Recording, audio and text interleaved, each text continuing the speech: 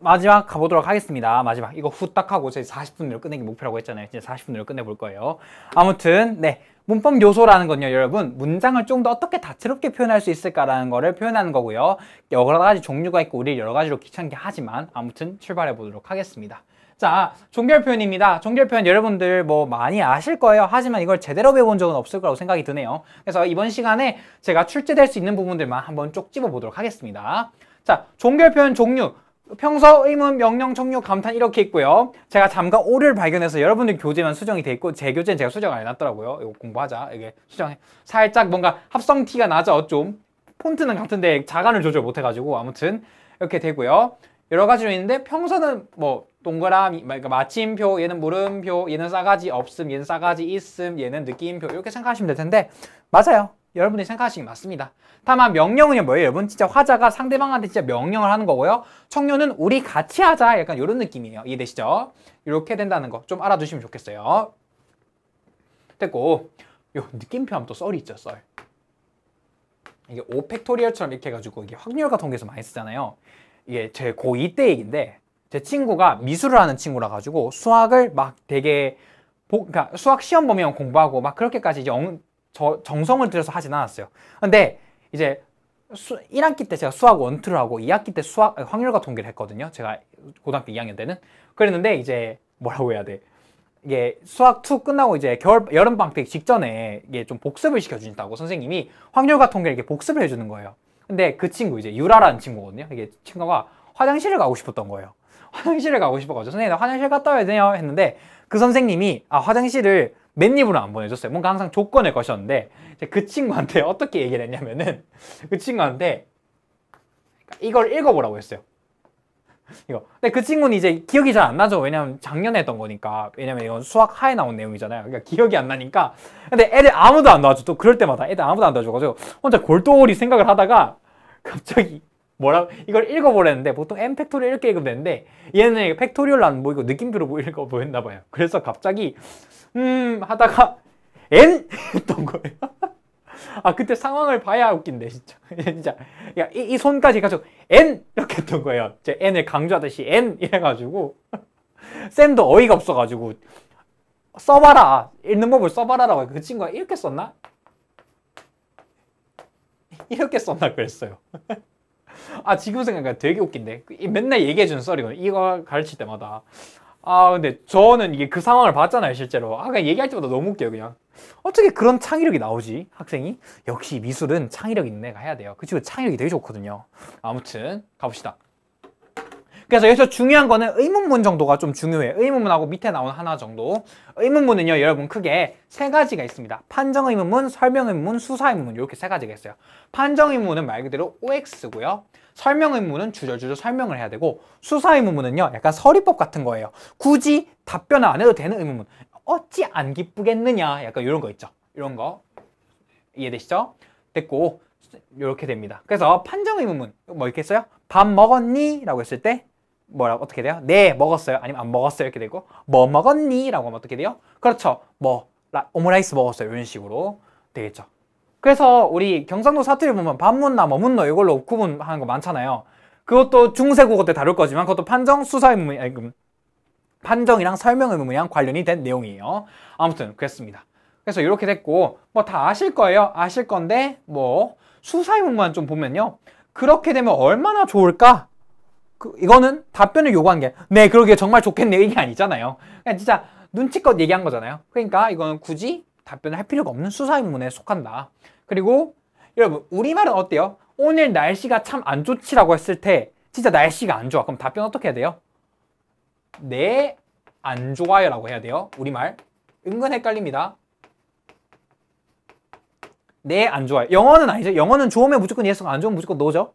하지만 우리나라는 yes, it isn't 이렇게 쓰죠. 약간 이렇게 은근 헷갈리는 분들 많더라고요. 그래서 한번 넣어봤습니다. 됐죠? 자, 됐고 요게 중요해요. 아까도 제가 왜 오타 냈냐 했을 때 이걸 헷갈려가지고 했던 건데 직접 발화랑 간접 발화라는 게 있어요. 뭐냐면은 직접 발화는 이제 표면적 의미와 하자 의도가 일치하는 거고요. 간접 발화는 일치하지 않는 거예요. 그러니까 뭐냐면은요. 앞에 얘는 뭐예요? 진짜 명령형이고 목적도 뭐예요? 명령이죠. 명령과 형태도 명령문이고 목적도 명령이에요. 그렇기 때문에 일치하죠. 이런 거는 직접 발화라고 해요. However, 우리가 이거 보세요. 쌀쌀한 날씨에 상사가 이렇게 보면서 창문이 열려 있어. 근데 보면서 제 상사님이 상원 씨 안 추워요? 라고 얘기하면은 결론 표면적으로는 뭐예요? 이거는 의문이죠. 하지만 목적은 뭐예요? 이거는 문 닫으라는 명령이죠. 이렇게 됩니다. 그래서 이런 걸 우리가 간접 발화라고 이야기를 합니다. 이해되시죠? 이 밥 먹어는 왜 넣었냐면요, 여러분. 나 밥 먹어. 평서죠. 너 밥 먹어? 의문이죠. 야, 밥 먹어. 뭐예요? 명령이죠. 나 드디어 밥 먹어. 감탄이죠. 야, 밥 먹어. 이거는 청유죠. 이런 식으로. 그러니까 맥락에 따라서 내용과 형태가 불일치할 수도 있다라는 거. 이것도 아마 선지로 나오면 나올 수 있지 않을까 싶네요. 이번에 연계 포인트에 있었어요, 이게. 이해되시죠? 됐고, 넘어갑시다. 그러니까 이것도 보면은 답이 4번이거든요. 청유문인데 화자가 행한 행동. 밥 좀 먹읍시다. 우리 공부합시다. 라고 하면 원래 뭐예요? 같이 하잖아요. 보통은 청유란 말이에요, 형태는. 근데 이건 뭐예요? 나만 하겠다는 거잖아요. 밥 좀 먹읍시다. 이렇게 승질 부리는 거잖아요. 그러니까 이거는 답 4번. 이렇게 되는 겁니다. 이해되죠? 됐고, 자, 이제부터 메인 뜻이죠. 높임 표현입니다. 높임 표현. 높임 표현, 이건 뭡니까? 특정 대상을 높이거나 낮추기에 활용하는 표현이에요. 자, 요거 낮추기가 조금 중요합니다. 이거는 상대 높임법에 해당되는 말이긴 한데요. 자, 상대 높임, 주체 높임, 객체 높임이 있는데 각각 뭐가 뭐를 높이는지는 알아야겠죠? 상대 높임은 청자 이렇게 얘기한 거고요. 주체 높임은 주체, 객체 높임은 객체. 객체는 뭐예요? 목적어나 부사어죠. 이런 식으로 되겠습니다. 되죠? 자, 그래서 첫 번째로 상대 높임법부터 가볼게요. 상대 높임법은 뭘 높이는 거라고요? 그렇죠. 청자를 높이는 거다라고 했어요. 그래서 국어의 높임법 가운데 가장 발달했고요. 우리말의 웬만한 문장에는 상대 높임법이 포함이 되어 있습니다. 그런데 중요한 거는 뭐다? 낮추는 것도 상대 높임법에 들어갑니다. 이게 중요해요. 그래서 how래. 하게, 해라, 공부해라. 낮추는 거잖아요, 이거는. 그러니까 이런 거는 낮춤이지만 상대 높임에는 들어간다라는 겁니다. 이거 보시면은 이게 하십시오체, 하오체, 하게체, 해라체, 해체, 해요체예요. 그러니까 해요체, 해체예요, 이게. 근데 안 외워도 될 것 같아요. 굳이 이걸 외우는 걸 수능에 낸다? 외우면 좋게 하겠죠. 근데 수능에 나올 가능성은 좀 떨어진다라고 생각합니다. 시간 되면 외워두세요. 표가 굉장히 많아요. 솔직히 저도 못 외우거든요, 그거. 아무튼 이렇게 되고 중요한 거는요, 요 해요체는 뭐예요? 보조사 요 쓴다라는 거.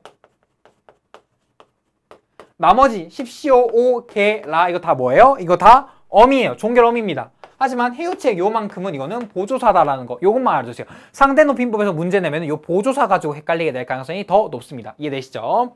자, 그래서 얘는요. 자, 상대 높임법이 활용된 거지만 낮춤 표현이다라는 것만 좀 더 강조해 주시면 좋을 것 같습니다. 이해되시죠? 네. 상대 높임법은 뭐라고요? 낮춤 표현에도 상대 높임이 적용됐다고 볼 수가 있다라는 점이에요. 자, 그 다음에는 주체법 높임법입니다. 주체.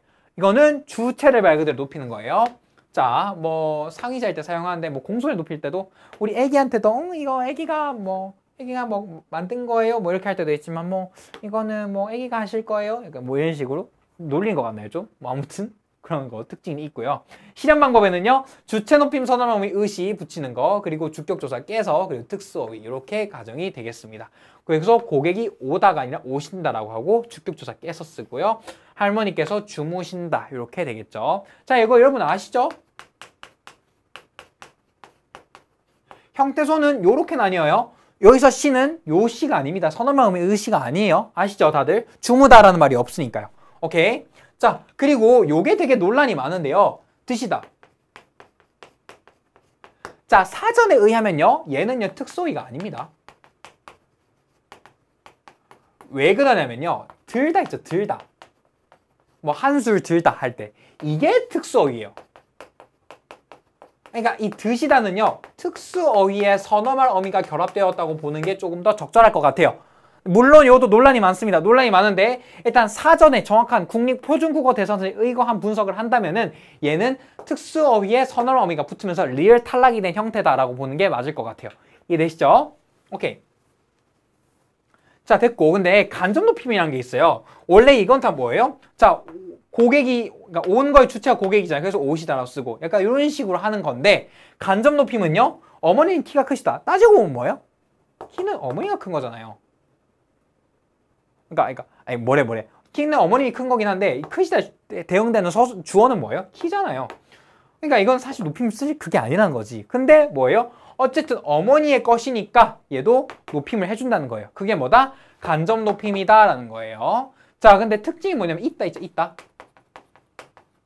있다는요 여러분 있으시다도 쓰지만 또 뭐 더 써요? 계시다도 쓰죠.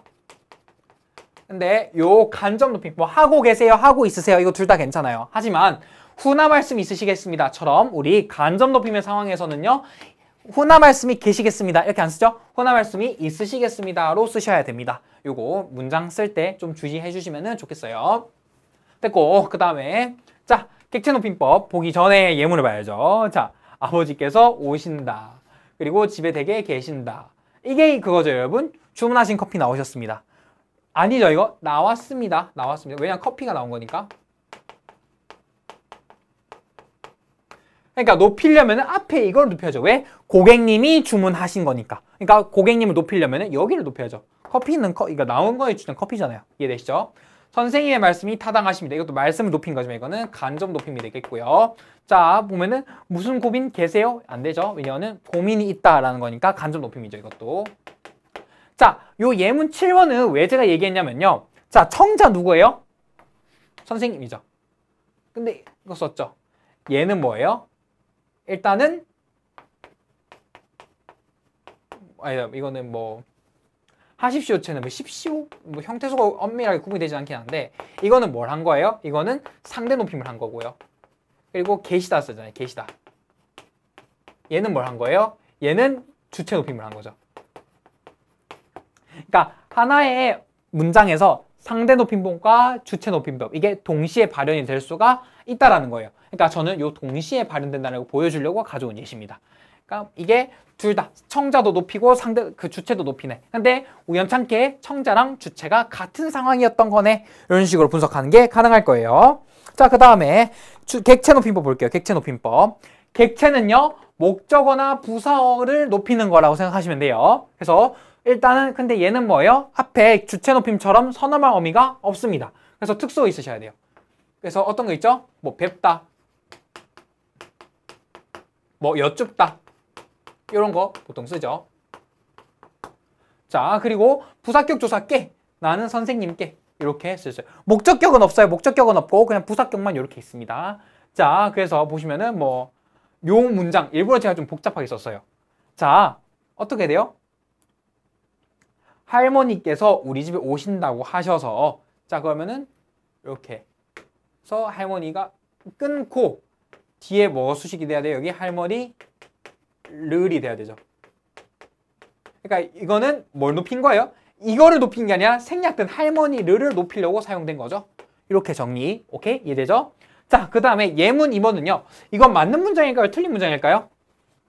틀린 문장이에요, 이거. 왜 틀린 문장이냐? 왜 틀린 문장이냐? 라고 했을 때 자, 여쭈신 질문 잘 이해하셨습니다. 여쭈신 질문? 뭐예요? 이거는 사이에 저에게 뭐 이런 게 들어가겠죠. 자, 이러면 희대의 싸가지가 탄생합니다. 왜? 객체는 나예요. 나를 높였어요. 이런 싸가지 이런 싸가지가 없어요. 그러니까 뭔 말할? 그러니까 얘는 여쭈시라고 하면 안 되고 뭐 물어보신 이런 이 정도로 물어보신 이 정도로 바꾸셔야 하지 이거를 여쭈신이라고 하면 안 됩니다. 실제로 대학교에서도 많은 학생들이 틀립니다. 저 맨날 토론 수업 같은 거 하다 보면은 여쭈신 질문 잘 이해하셨습니다. 이러는 분들이 좀 계셔요. 너무 거슬리더라고요. 아무튼 그렇습니다. 문제 같은 것도 나중에 한번 풀어보시고요. 뒤에 자 시간 표현입니다. 시간 표현도 뭐 크게 정리할 건 없어요. 정리할 건 없는데 뭐 떨어졌어요. 자 아무튼 이거는 뭘 정리해야 되냐라고 했을 때 뒤에 나온 상대 시제라는 개념을 좀 정리를 해야 돼가지고 이건 빠르게 넘어갈게요. 과거, 현재, 미래 다 아실 거고요. 선어말 어미 다 아실 겁니다. 뭐 다 아는데 뭐 내가 더 굳이 설명할 필요는 없을 것 같은데 아무튼 과거 시제는 뭐 이거 좀 체험해 볼게요. 들어가죠. 깨졌어. 들어가죠. 자 그리고 관형 사용에는요 과거 은이은 들어가죠. 먹은 밥 이렇게 되고요. 이거는요. 예쁘던 사람, 예쁘던 기억 뭐 이런 거 얘기해줄게요. 현재 시제 선어감이 얘는 뭐예요? 는 아니면은 니은 쓰죠. 이거는 안 쓰죠. 그냥 그가 예쁘다 이런 식으로 쓰죠. 관형 사용은요. 여기 는 씁니다. 달리는 사람. 그리고 이게 좀 특이해요. 예쁜 사람이죠. 형태 조심. 동사에서 은이은 붙으면 과거지만 여기서 붙으면은 현재예요. 미래 시제는요. 뭐 get 뭐 으리 살 빼리라 약간 이런 거. 그리고 먹을 것이다, 예쁠 것이다 약간 이런 식으로 으리 이렇게 사용되는 거 다들 아실 거라 생각을 해요. 그래서 뭐 추가적으로 뭐 더 보지는 않을 겁니다. 이 말고 정리할 게 없어요. 조금 뭐 선어말 어미의 특수한 현상 같은 것만 좀 볼게요.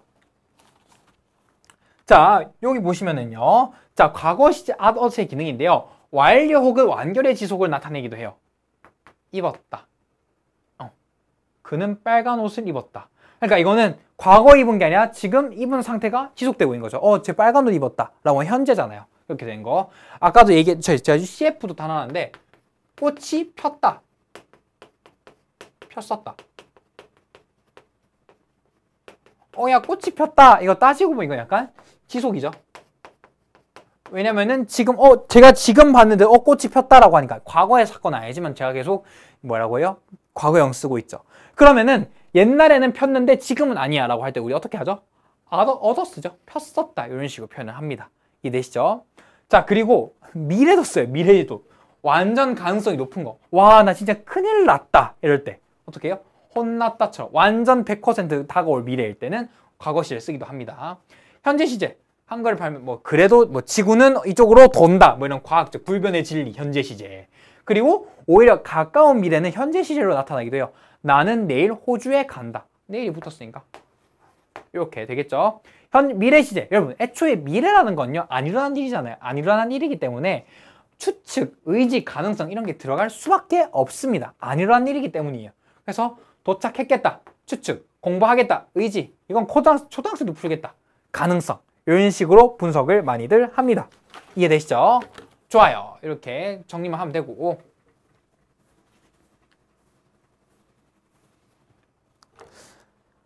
상대 시제라는 걸 볼게요. 문제 풀어보세요. 상대 시제. 동작상이 있었네. 동작상. 죄송해요. 동작상. 자, 여러분 동작상이라는 거는 약간 좀 이렇게 진행되는 이렇게 좀 원래 시제라는 거 이렇게 딱 시간 발화시와 사건시만 봤다면요. 요거는 조금 더 그 범위를 길게 범위를 확장해서 보는 기분이라고 생각하시면 돼요. 그래서 크게 진행상과 완료상이라는 게 있는데요. 진행상은 말 그대로 그냥 ing죠, ing. ing로 보시면 되고 완료상은 무언가가 끝났다라는 걸 생각하시면 돼요. 끝났고, 끝났거나 아니면은 끝나고 지속. 이런 것도 가끔 봅니다. 끝나고 지속은 좀 상태가 좀 달라요. 끝나고 지속, 뭐 끝나고 지속도 괜찮아요. 끝나고 지속, 지속. 이렇게 됩니다. 이해되시죠? 이렇게 정리가 되는데 고있다 같은 경우 굉장히 좀 중요하죠. 안경을 쓰고 있다라고 하면은 진짜 이렇게 요 과정일 수도 있고 그냥 진짜 안경을 쓴 과정일 쓴 걸 수도 있죠. 넥타이를 하고 있다도 내가 진짜 넥타이 이렇게 하고 있는 걸 수도 있고 그냥 진짜 메고 있는 상태일 수도 있는 거죠. 이렇게 된 거죠. 경수가 의자에 앉고 있다. 진짜 앉고 있다. 왜냐면은 얘는 앉아 있다, 앉고 있다 구분이 되잖아요. 그럼 얘는 진짜 지금 이 과정을 하는 거라면은 앉아 있다는요. 지금 앉은 상태가 지속되고 있는 거겠죠. 먹어버렸다. 이거 완료상이죠. 써드릴게요. 그냥 이거 진행상, 완료상. 얘는 중의적이죠. 메고 있다와 이렇게 되는 걸로. 그러니까 고잇 이게 중요한 거예요. 고잇이 굉장히 여러 가지로 해석이 된다는 거예요. 나머지는 크게 중의적으로 해석될 게 없습니다. 됐죠? 그래서 요거 문제도 한번 풀어보시면 좋을 것 같아요. 자, 그 다음에 시간 표현. 여기 중요하죠. 상대 시제라는 거.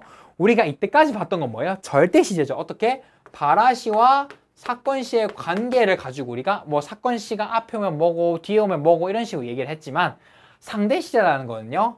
아는 문장의 시점. 그러니까 큰 서술어의 중심으로 보는 거예요.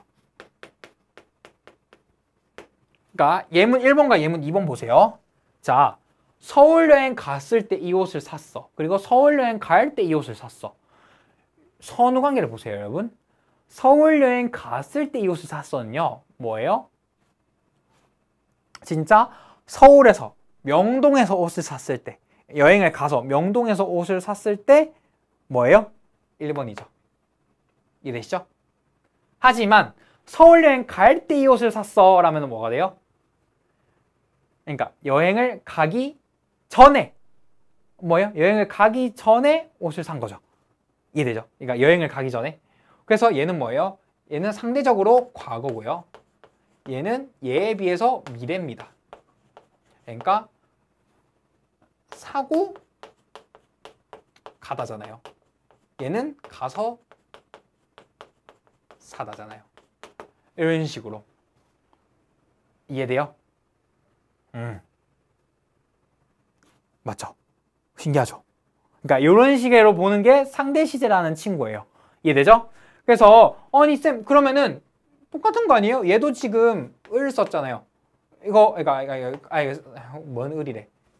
갔을 때 갔을이 사실 좀 틀린 표현이거든요. 아무튼 갔을이잖아요, 쌤. 슛 있잖아요, 슛. 과거잖아요. 이것도 과거 상대 시제 과거네. 리을이잖아요. 그럼 상대 시제 미래네. 그냥 이것만 형태만 보면 되는 거 아니에요? 라고 하는 분도 있을 수 있는데 그런 여러분들을 위해서 제가 예문 4번을 준비했습니다. 자, 먹었다. 자, 요거 먹었다 1번이라고 요거 먹었다 2번이라고 할게요. 자, 따지고 보면 이 먹었다는 뭐예요? 과거가 돼야 돼요. 하지만 왜 10월 20일 다음에 10월 25일이니까. 맞죠? 근데 얘는 이렇게 썼어요. 그렇게 따지면 안 된다고. 무조건 요 서술어와 요 서술어의 관계를 꼭 봐주시면 좋겠다라는 겁니다. 이해되죠? 그러니까 아는 문장의 시점을 중심으로 하는 시제라는 거예요. 이해되죠? 그러니까 뭐 절대 시제는 그냥 발화시를 중심으로 하는 거라면은 우리가 아직까지 수능에서 안 나온 상대 시제라는 부분은 아는 문장의 시점을 중심으로 그러니까 얘가 먼저야 얘가 먼저야 얘가 먼저야 얘가 먼저야 얘가 먼저야 얘가 먼저야 라고 하는 거예요. 이해되시죠? 이런 식으로 따져주는 거를 우리가 상대 시제라고 합니다. 아직까지 수능에 나온 적이 한 번도 없어요. 네. 나올 때가 된 것 같아요. 제가 볼 때는. 시제에서 다루려면 이거 말고는 이제 뚜렷하게 나올 게 없어요. 됐고 이것도 문제 한번 풀어보시고요. 자, 그 다음에 이제 사피동 그리고 부정표현, 이용표현만 하면은 끝나고 18분에 이거 충분히 할 수 있어요. 싹간. 자, 이제 사동이랑 피동 볼 건데요. 여기도 조금 여러분들 개념은 다 아실 건데 이게 뭐가 사동이고 뭐가 피동인지 이게 모를 거 아니에요. 그러니까 그거 중심으로 볼 거예요. 뭐 이희리 유구치 이거 다 아실 건데 뭐 시키다도 알 건데 여러분 요거 모르시는 분들 꽤 많아요. 요거랑 이가 좀 중요해요. 왜냐면 이게 축약이 되어요. 여러분 끝나다의 사동 뭐예요? 야구 보시는 분들 뭐 연장전이나 이런 거 갔을 때 한 번 탁 쳐가지고 이기면 뭐라고 하죠? 끝내기라고 하죠. 어떻게 된 거예요 이거? 나에다가 이 붙은 거예요. 요 이 붙은 거예요. 그래서 그냥 축약이 돼서 이렇게 붙어버린 겁니다. 이해되실까요? 또 뭐예요? 자다. 애기를 자게 하는 거 뭐예요? 재우다죠. 뭐예요 이거? 이 우가 붙어버린 거예요. 이해돼요? 요 개념 바로 정리만 해주면 충분할 것 같아요. 오케이? 뭐 이런 게 있다는 거 알아두세요. 자, 근데 사동문의 의미 차이가 있는데요, 여러분. 자, 보세요. 간접사동과 직접사동이 있어요. 간접사동은요, 자, 그냥 명령이에요, 명령. 야, 해! 이렇게 하는 거. 자, 그리고 직접사동은요, 직접 수행하는 겁니다. 사동주가. 오케이? 이해되죠? 그러니까 사동주란 건 이렇게 시키는 사람이 직접 해주는 거예요. 자, 다시 말해서 엄마가 아이에게 밥을 먹이다라고 해볼까요? 그럼 우리가 제일 먼저 떠오르는 건 뭐예요? 진짜 비행기 슝! 이거죠. 그러니까 이거는 지금 뭐예요? 직접으로 해석이 되죠. 근데 일단 애한테 숟가락을 던져줬어. 숟가락 먹어 이렇게 했고 갑자기 유치원에서 전화가 와. 그래서 그러면 뭐라고 해요? 네, 선생님 지금 상원이 밥 먹이고 있어요 라고 하죠. 내가 지금 직접 먹이고 있지 않지만 얘가 지금 먹으라 명령을 했지만 먹이고 있어요 라고 얘기하죠. 그러니까 얘는 간접도 돼요. 근데 엄마가 아이에게 밥을 먹게 하다로 가보면 어떻게 되나요?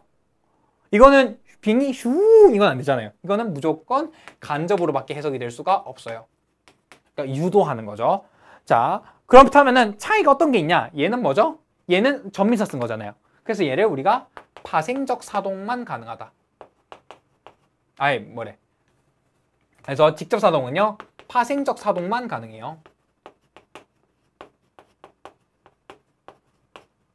근데 간접 사동은요, 파생적 사동, 그리고 이렇게 개하다 붙는 통사적 사동, 둘 다 가능하다라는 거예요. 요거 의미적으로. 오케이? 근데 다 100% 그런 거 아니에요? 직접 사동이 안 되는 경우도 있어요. 선생님께서는 영지에게 책을 읽혔다 보세요. 읽혔다. 여러분, 직접 수행할 수 있어요? 글자를 떼가지고 눈 안으로 집어넣어 주는 거야. 어우, 잔혹하잖아요. 이건 자, 책 읽어하고 명령할 수밖에 없는 거예요. 맞죠? 그러니까 제가 이렇게 소리내서 사동주의 사동행위가 이것도 제가 읽어주는 거지 읽히는 건 아니잖아요. 맞죠? 그러니까 이거는 무조건 간접으로밖에 해석이 되지가 않습니다. 이렇게 용언에 따라서 의미가 다 달라진다는 거 좀 알아두시면 좋을 것 같아요. 됐죠? 자, 그래서 사동문의 유의사항인데요. 사동문은요, 주동사를 사동사로 만들 수 없을 수도 있고요. 사동사를 주동사로 만들 수가 없을 수도 있고요.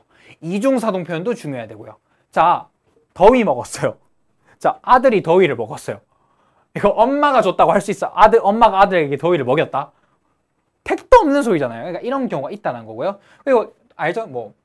우리 금융교육 같은 거 할 때 돈을 굴리다라고 하죠. 돈이 구르나요?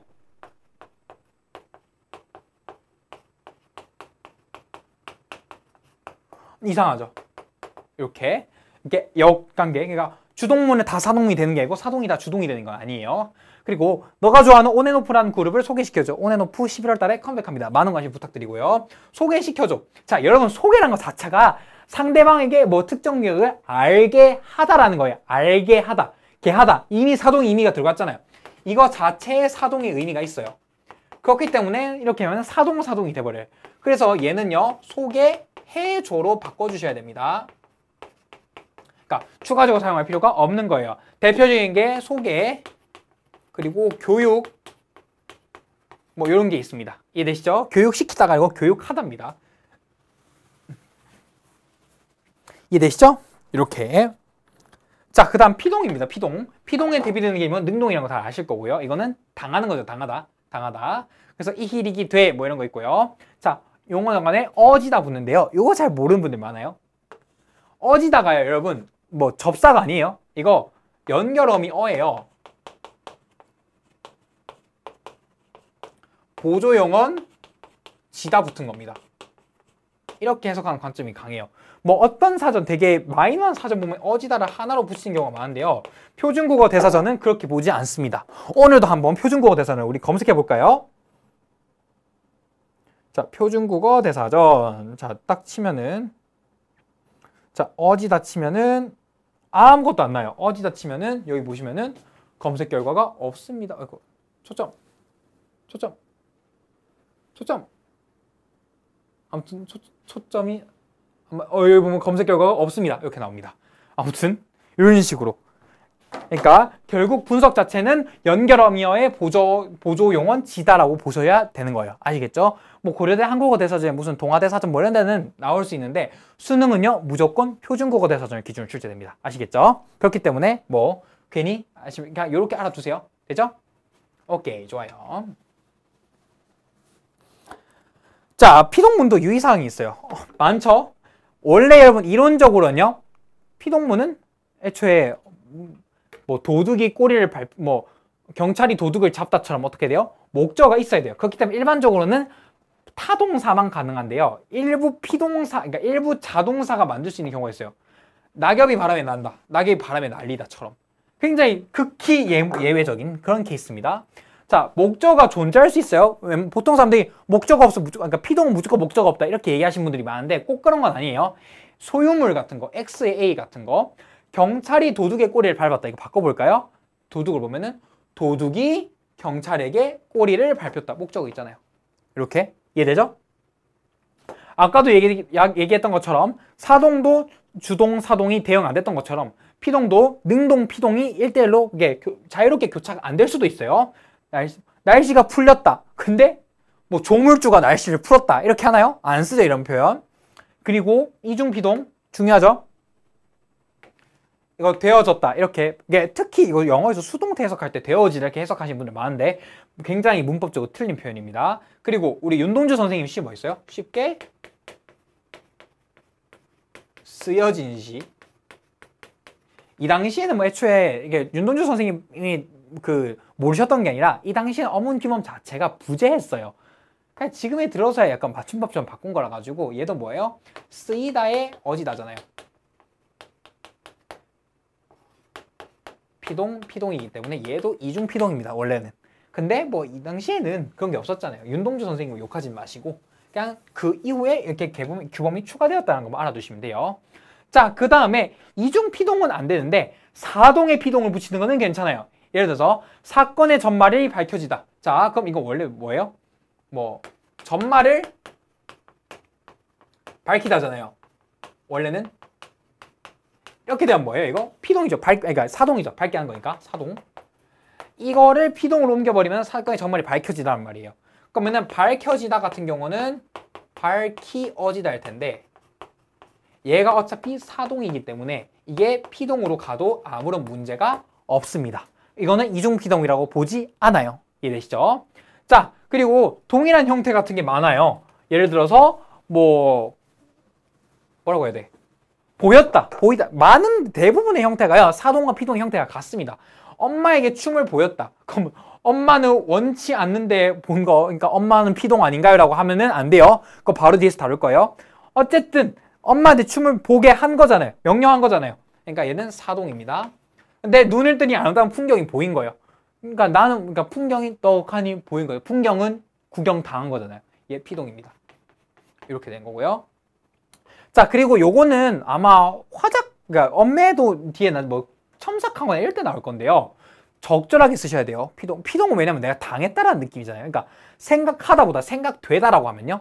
그러니까 나는 그렇게 생각 안 했는데 어쩔 수 없이 뭔가 나의 이데올로기가 그렇게 생각하게 만들었어 라고 하는 것처럼 사람을 수동적으로 만들어요. 그러니까 책임 회피의 의도로 들릴 수가 있기 때문에 자, 결국 영화 A는 영화 B의 영향을 받았다고 생각됩니다. 이런 거를 논설문이나 리포트나 이런 데 쓰시면 안 돼요. 그러니까 생각합니다처럼 내 자신감을 드러내는 문구를 쓰셔야 됩니다. 라는 거. 됐죠? 사피농 너무 많이 설명해 보였는데. 자, 이제 분석 태도 볼게요.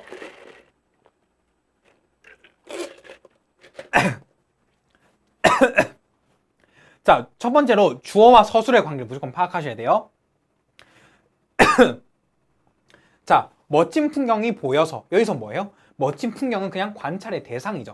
피동입니다. 그래서 그리고 나는 이 풍경을 친구에게도 보여주고 싶었다. 내가 보는 것이 아니라 친구가 보기를 희망하는 거잖아요. 사동입니다. 이런 식으로 주어와 서술어의 관계, 주어와 서술어의 관계 요거를 계속 따져주셔야 돼요. 이해되시죠?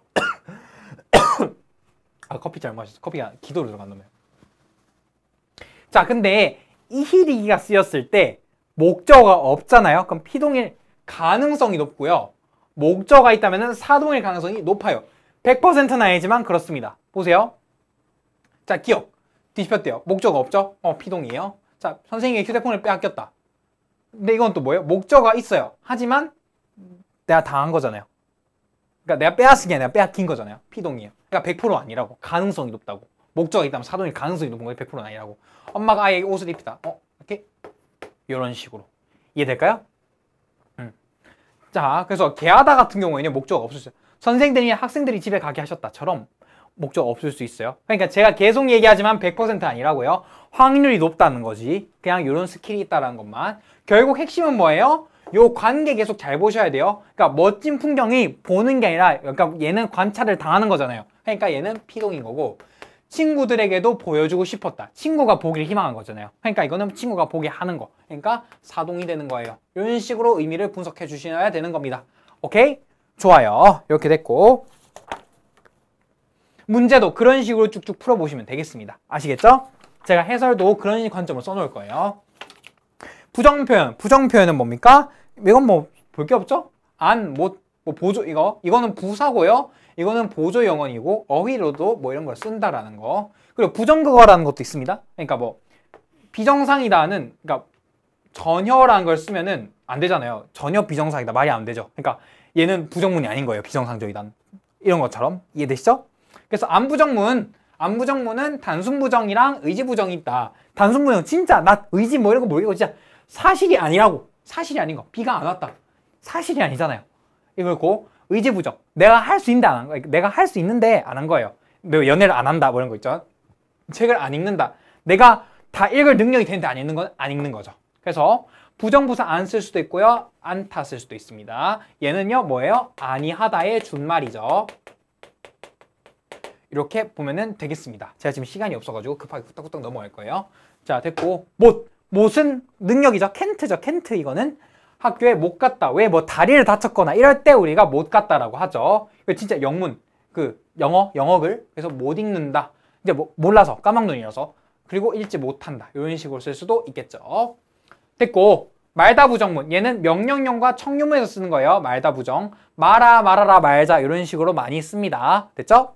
자 어휘부정은요 그러니까 단어 자체에 부정의 뉘앙스가 있는 게 있어요. 나는 학생이 아니다처럼 우리 안 못밖에 안 배웠는데 맞죠? 그래서 이런 거는요 부정문에만 쓰는 그 부사랑 결합을 해봐야 돼요. 그는 의혹을 전혀 부인했다. 부인 자체를 뭐예요? 이거 끄덕끄덕인데 약간 부정문 뉘앙스잖아요. 하지만 전혀와 같은 부정국어가 달라붙지 않는 것으로 보아 얘는 부정문은 아니다 라고 보시는 거예요.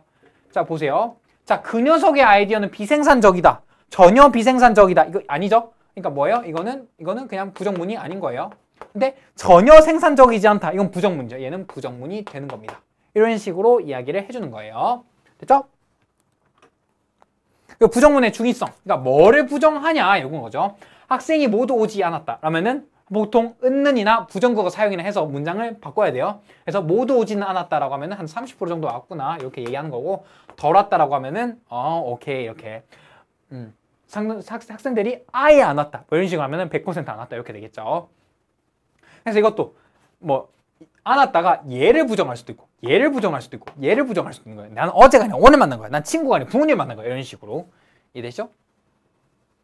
자 부정문의 제약. 그러니까 뭐 단형부정, 그러니까 안 못 붙이는 거를 안 되는 경우가 있어요. 나는 수학을 안 공부했다 이렇게 안 하죠. 공부하지 않았다라고 하죠. 보통 4음절 이상의 단어에서 많이 일어난다고 합니다. 그리고 형용사는 단형의 부정문이 안 된대요. 그냥 공부하지 못했다 이런 식으로 많이 쓴다고 합니다. 자, 근데 왜 내가 이거 썼지? 아니지. 애초에 애가 예쁘다라고 했어요. 예쁘다. 왜 공부하다가 들어가 있어? 왜 여러분 말 안 해줬어요? 나 검토하면서 한 번도 못 알아챘어. 예쁘다. 못 예쁘다? 안 되죠. 예쁘지 못하다도 약간 이때 그러니까 뒤에 못하다가 붙을 수 있는데요. 뭐 만족스럽지 못하다 이런 식으로 약간 정도에 다다하지 않았다. 그러니까 부정의 못하다는 아닐 때 잘 쓰인 그럴 때 못하다랑 결합되고요. 완전히 가능 부정의 못이랑은 완전히 결합을 못합니다. 이해되시죠? 자 이거는 교재는 아마 수정을 해놨을 거예요. 이해되죠? 그래서 됐고 뭐 행복하지 못하다 이런 식으로 또 쓸 수가 있겠네요. 이해되시죠? 됐고 인용표현도 계속 얘기했지만 남의 말 갖다 쓰면은 인용표현인데 자 그래서 그대로 가져온 거는 직접 인용 그리고 간접 인용은 변형해서 직접 인용은 큰 따옴표와 함께 라고 얘네 조사예요. 조사 잊지 말라고 했어요. 어미 아닙니다. 조사예요. 그리고 얘는 종결 어미와 함께 인용격 조사. 그래서 제가 항상 얘기 뭐라고 했어요? 명령형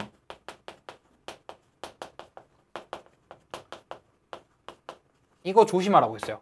그러니까 뭐 선생님께서 나에게 자기소개 쓰라고 하셨다. 이거는 명령형을 간접 인용하는 거예요. 그냥 이렇게 되는 거지. 그러니까 라고라고 해서 무조건 간접 인용, 직접 인용 이렇게 생각하시면 안 됩니다. 아시겠죠? 오케이? 말고는 뭐 다 뭐 요소가 괜찮으니까 넘어갑시다. 네, 이렇게 되겠고 자, 요거는 뭐 이거 풀어보시고요. 자, 서술성입니다. 서술성. 마지막으로 제가 이거는 종합적이 이거는 꼭 해야 되는 거라 가지고 자 명사형 전성어미와 형용사 명사 파생 전미사와 명사형 전성어미의 구분인데요. 요거 세 개는 그때 했었어요. 근데 요새 수능에는 요거 안길 문장으로 해석될 가능성이 나온단 말이에요. 그러니까 뭐 명사 얘는 뭐예요? 얘는 서술성이 있다라고 하고 얘는 서술성이 없다라고 하잖아요. 그러니까 서술성이 있다라는 게 어떤 의미냐면요. 서술어로서 기능할 수 있다 뭐 이런 얘기거든요. 요거를 잘 아셔야 돼요. 그러니까 즉 다시 말해서 명사형 전성어미로 쓰이면요. 안긴 문장으로 해석이 되어야 한다는 거예요. 이해되시죠? 나는 빨리 달리기가 어렵다 라고 하면은요. 뭐예요? 뭐 이거 빨리가 있긴 하지만 뭐 이런 식으로 해서 뭐 주어 뭐 이렇게 뭐 이런 식으로 분석을 할 수가 있는 거겠죠. 이해되시죠? 그러니까 이렇게 계속 서술어로 쓰이는지 안긴 문장이 되는지 이런 거를 분석을 해주셔야 된다는 거예요. 자, 그래서 이런 거 보면요. 뭐 볼까요? 한번. 그렇죠. 이런 거. 3번. 요새는 큰 묶음. 얘는 일단 관형어 쓰였으니까 얘는 그냥 뭐겠어요? 명사겠죠? 자, 얘 보세요. 얘는 우리 그때처럼 뭐 부사어가 수식한다거나 이런 게 전혀 없어요. 하지만 군무를 춤과 동시에 라고 하면 이거 뭐예요? 문장이죠. 문장. 춤과 라고 하면서 서술어로 쓰이고 있잖아요. 서술어 추다. 무용수들이 추다. 이렇게 완전히 서술어로 쓰이고 있기 때문에 이건 뭐예요? 전성어미로 이거는 동사가 되는 겁니다. 이런 식으로 쓰이는 거예요. 그러니까 문장에서 서술어로 기능하냐 기능하지 않느냐. 즉 안긴 문장의 서술어인가 이렇게 판단해 주신 거에 조금 더 중요하다고 볼 수가 있겠습니다. 이해되죠? 뭐 어려운 이웃을 도움으로써 이것도 뭐예요? 어려운 이웃을 돕다의 서술어가 되겠죠. 이런 식으로 보는 겁니다. 됐죠? 그 다음에 또 뭐 있어요? 용언의 관형사형과 관형사형 구분. 그래서 관형사는 저를 구분할 수 없어요. 우리 다른 애죠. 다른. 얘도 뭐예요? 아덜의 의미면은 이거는 뭐예요? 관형사고요. 디프런트의 의미면은 얘는 형용사가 됩니다. 얘는 딴으로 바꿔 쓸 수 있다라고 했고요. 자, 그럼 보면은 자, 그는 어제와는 다른 모습을 하고 있다. 그러면은 이거 어떻게 돼요? 이거는 바꿀 수 있잖아요. 모습이 어제와 다르다. 이건 뭐예요? 그러면 이건 형용사로 쓰인 거예요. 하지만 이거 말고 다른 옷은 없나요? 옷이 다르다? 옷이 다르다라고 해보면은 이때 다른이랑은 이것 외에 another thing 이거를 말하는 건데 이렇게 되면은 형태가 다른 이렇게 해석이 되어버리잖아요. 그러니까 이거는 이거 말고 딴 옷은 없나요? 이게 자연스럽잖아요. 그러니까 얘는 관형사가 됩니다. 그리고 어떤 분을 찾아오셨나요? 분이 어떠하다? 안 되잖아요. 뭐예요 이거? 관형사입니다. 외모보다는 어떤 성격인지가 더 중요하다. 성격이 어떠하다. 잘 쓰이는 말이죠. 얘가 형용사로 쓰인 겁니다. 이런 식으로 분석을 다 해주시면 될 것 같아요. 휴! 급하게 다 끝냈습니다. 뭐 너무 후딱후딱 끝냈는데 혹시나 애매한 거 있으면요. 그냥 저한테 질문 주세요. 댓글을 주시던가 뭐 이렇게 해주시면 될 것 같고요. 네, 그렇게 오늘 내용 다 마쳤고요. 네, 저 오늘은 또 제가 좋아하는 여자친구의 노래를 한번 가져와 봤습니다. 주저앉고 싶은 날 그게 한번 웃어보는 거야. 뭐 그런 날에 노래 들어보세요. 노래가 굉장히 좋아요. 유주가 고음을 굉장히 잘 뽑습니다. 네, 아무튼 그렇고요. 다음 시간은 아마 할로윈에 올라갈 것 같은데 작년 할로윈처럼 좀 기깔난 이벤트를 한번 준비해 봤습니다. 내 인격이 좀 무너질 것 같긴 하지만 아무튼 그러면은 이렇게 마무리를 하도록 하겠습니다. 네, 모르는 거 있으면 언제든 질문 주시고요. 통사로는 예시 보는 게 중요하다고 했습니다. 기출이랑 뭐 사설 같은 거 보시면서 예시 중심으로 학습해 주시면은 학습에 도움이 많이 될 것 같습니다. 모르는 거 있으면 언제나 질문 주시고요. 그러면은 저는 다음 시간에 찾아오도록 하겠습니다. 오늘 정말 고생 많으셨습니다.